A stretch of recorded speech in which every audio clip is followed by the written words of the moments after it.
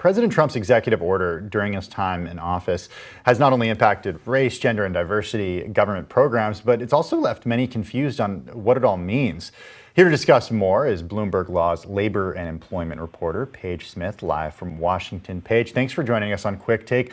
Can we start with really where the confusion came from? I know a lot of us don't read executive orders regularly. We are grateful that you do.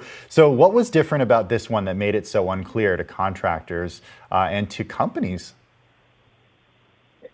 Thanks for having me. So I think the initial alarm sort of arose because a lot of the wording in the executive order was not necessarily clear. So there was a lot of initial alarm over whether the executive order also banned implicit bias training, which federal contractors have been relying on as a key tool for their diversity and inclusion programs. So this executive order specifically bans divisive workplace training, and that includes any training that involves stereotyping or scapegoating based on race or sex.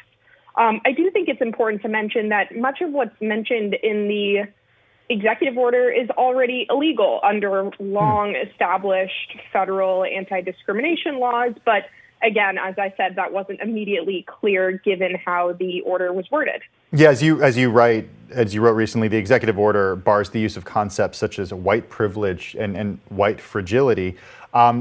I'm wondering how that runs counter to what we've been learning about the way that companies want to address anti-racism head on in the wake of this summer. Definitely. I think that context is really the key when it comes to this executive order.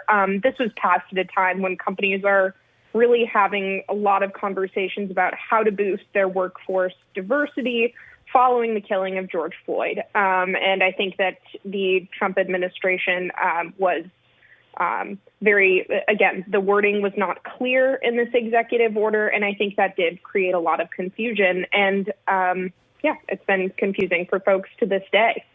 What are the long-term implications of this executive order, especially in the context of a new administration coming in January? So I think that another thing to mention is that federal contractors are still dealing with this executive order. And a number of sources have told me that they assume that a Biden administration would roll back the executive order.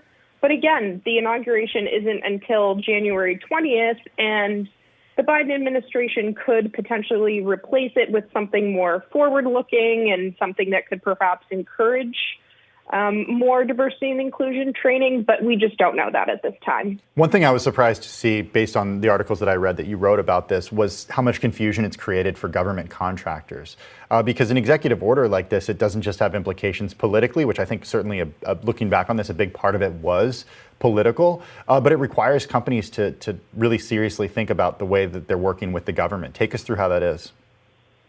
So I think that there were, I would say that there are a number of companies that have reacted to this quite quickly. I know that some of our reporting showed that at least 300 events were either delayed or canceled because of this order. So that's sort of the impact, the immediate impact. But again, in terms of long-term impacts, we're not really sure of the reach of this executive order.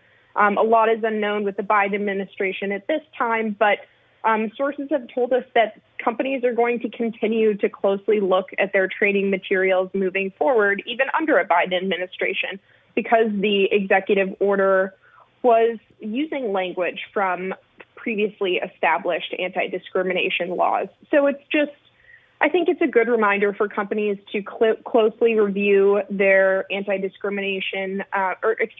their diversity and inclusion training programs, and that will likely continue into the future. Bloomberg Law's labor and employment reporter, Paige Smith, joining us live from Washington. Thanks so much for your time this afternoon. Have a great weekend.